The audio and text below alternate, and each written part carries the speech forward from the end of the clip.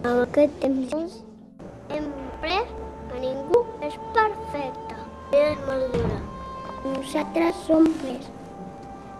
Oportunitats mai es perden.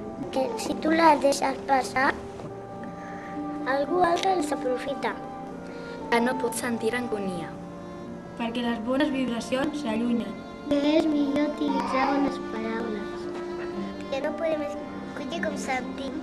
Que sempre podem fer alguna cosa per arreglar-ho. Escoltar tantes veus permet fer una gran suma que multiplica reptes i dividir. Pensar únicament en la meta. I ho hem après al costat de 5.000 amics que en aquest temps ens han donat confiança.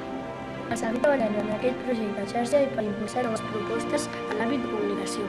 Els que fan possible cada dia, la passejant, un any